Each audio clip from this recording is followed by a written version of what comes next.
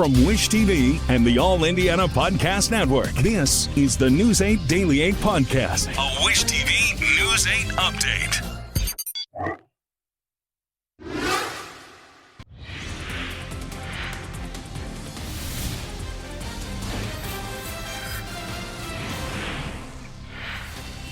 Powerful and deadly strikes in Africa, why the president says the U.S. military struck ISIS targets in Nigeria.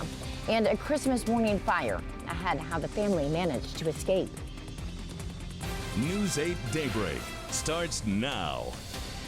Thanks for choosing us to start your morning on this Friday, December 26th, day after Christmas. Yep.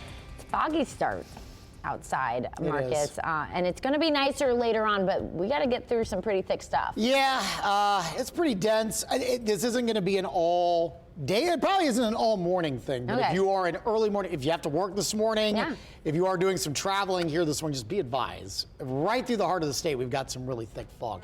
Later today, don't know if it'll be super bright, but we're going to be really warm for this time of year. I'm okay with that. I think a lot especially of people on a Friday. Get the kiddos out. Get outside. That's right. Play. Go play with the toys, right?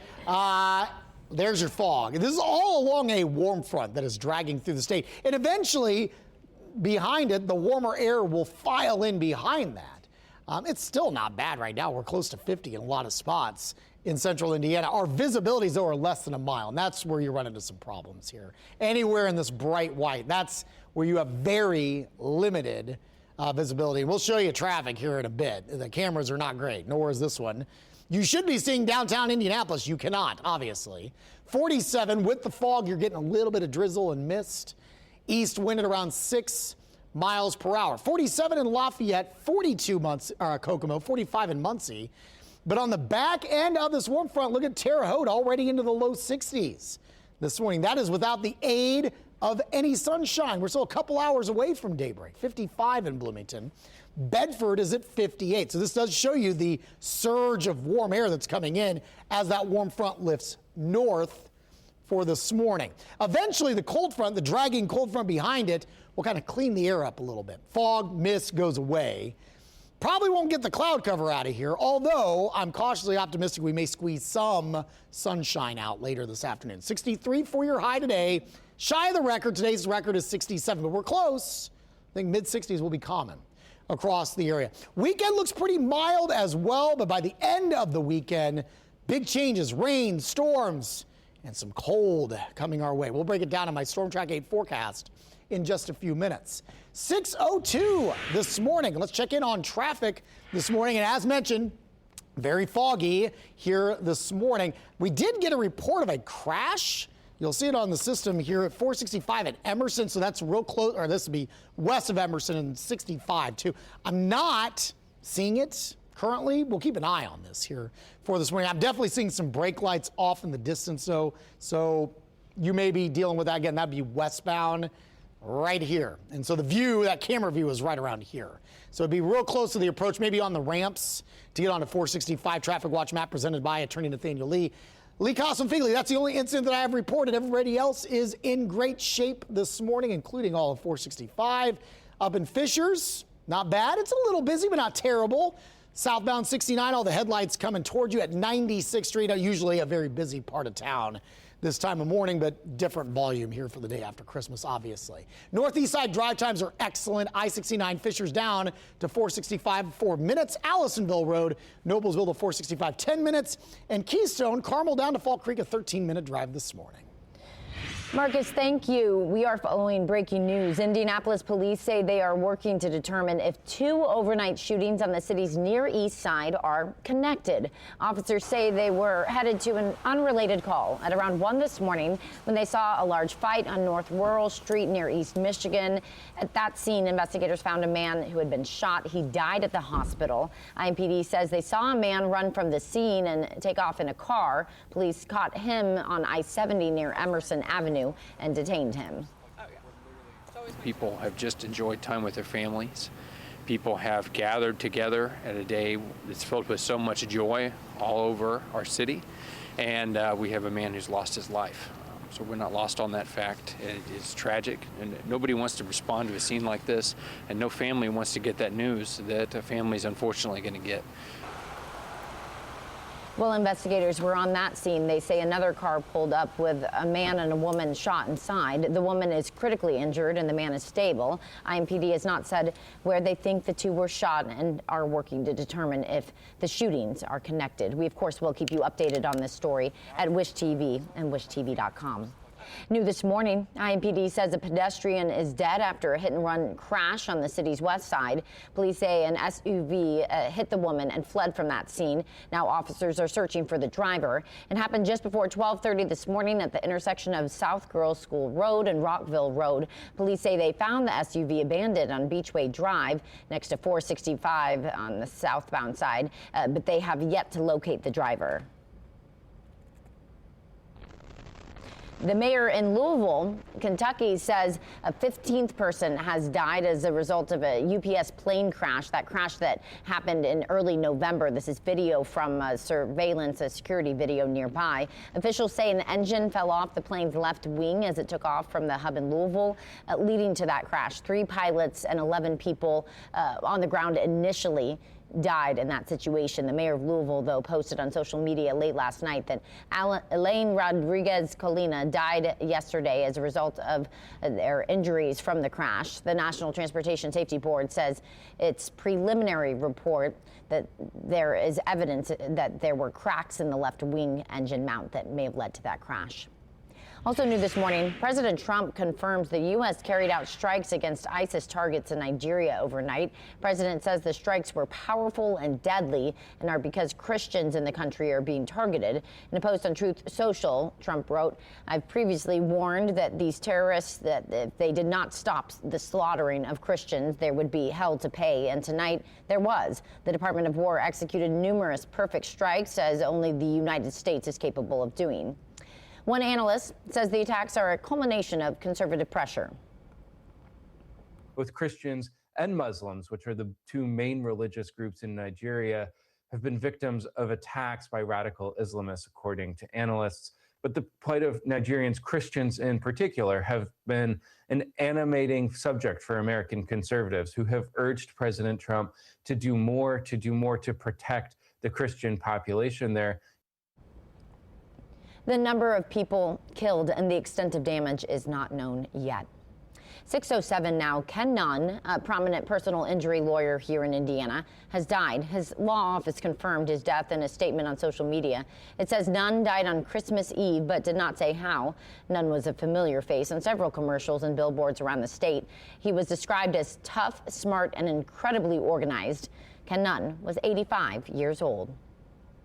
2 children and 4 adults are recovering in the hospital after a Christmas morning fire in Indianapolis. Firefighters say they lost everything. News 8's Kat Sandoval was at the scene. No one expects to wake up Christmas morning to their house on fire, but that's exactly what happened to this family. The fire department says the entire home was engulfed in flames around 9 a.m. And we have that 911 call from a family member who lives in that home. My house is on fire. All right, down one. Let me get the fire department on here, okay? According to IFD, it was the grandmother who woke up to the smell of smoke and sounds of fire alarms. She yelled for everyone to get out. A neighbor kicked in a back door to help save the family. What's in the door? Hey, we get open the door! Who's it? IFD says the family evacuated into the backyard. The father ran back into the home to save his 5-year-old child. He successfully found him in the upper bunk bed. It took 19 Indianapolis fire units 40 minutes to put out the fire on the Beechwood Avenue home. Although the family of 7 lost a cat and a dog, it was a Christmas miracle that the family survived. 6 were hospitalized, 4 adults and 2 children. I spoke to the neighbor who helped the family, but he declined an interview. Another neighbor was willing to speak on what they saw. It was engulfed in flames, and it took a good few for them to put the fire out. I came down and seeing the family all huddled. It was just so sad. I gave the woman a hug. I told her Merry Christmas. I hope it gets better for her. This is the worst thing that can happen during holidays. There were no fire hydrants nearby. The fire department says older areas often don't have them and that tankers are the norm in these cases. Some neighbors tell me that adding a hydrant may help save homes. And just 2 doors down stands another burnt house. Yeah, it's a shame to lose your home on Christmas Day, especially when you have children. And I guess there was 2 children that were transported. According to IFD, there were live power lines down in the driveway, but the cause is still under investigation. I'm Kat Sandoval for Wish TV, wishtv.com. IMPD is urging people to take small steps to prevent break-ins over the holidays. Police say it starts with your mail. Stacks of mail can tip off criminals that you are gone. Officers say you should ask someone to collect it when you travel. They also suggest a trusted person to go turn your lights on and off inside your home twice a day. IMPD also says that you should not leave any big boxes on your porch that could signal that you have big-ticket items inside. An Indianapolis restaurant is on a mission to make sure every family has a hot meal on Christmas. News 8's Malia Van Ostrin shows us how the nearly 2-decade holiday tradition is spreading hope and joy across the city. Every Christmas Day, Kountry Kitchen becomes more than just a restaurant. It becomes a lifeline for thousands of families across Indianapolis. This is the 17th year that Kountry Kitchen has opened up its doors to serve love, hope, and meals. This year, Kountry Kitchen served at least 3,500 home-cooked meals, along with distributing toys and clothing to people in need. It's a community effort, and it's a lot of businesses that have supported us, and it's just wonderful. And people are getting fed, they're getting clothed, they're getting hats, gloves, and this year we also did coats. Each year, volunteers come together before sunrise, chopping, cooking, packaging, and delivering meals across the city. Volunteer Ozma Karan says this is her 2nd year volunteering and she came back to pay it forward. You always got to think it's always something worse that can happen. It's always things are worse for other people. It's always going to be worse. So I'm just grateful to have what I have now and what I look back from. So I've been on both sides of the boat and I understand.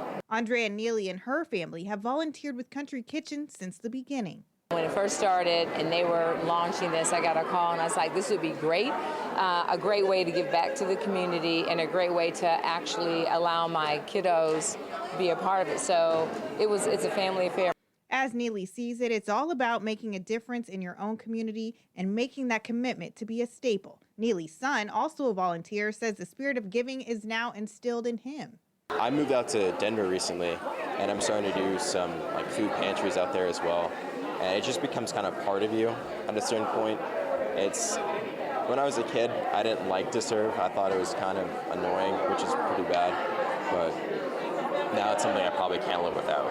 Volunteer Michelle Harris, who was originally from Indianapolis, traveled 8 hours from Atlanta with her family to continue a long family tradition of volunteering on Christmas Day. It's a staple to me. It's something that has a lot of meaning to my family and to myself, to be able to give back as much as we can and be grateful also with what we have. Kountry Kitchen hopes to serve even more people in the community next year. They hope to create more partnerships and obtain more volunteers in the new year. In Indianapolis, I'm Leah Van Ostrand for Wish TV and wishtv.com.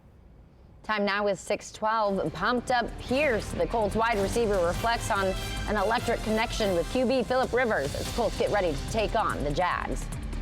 Wish TV News, reaching more Indiana homes than any TV station in the state.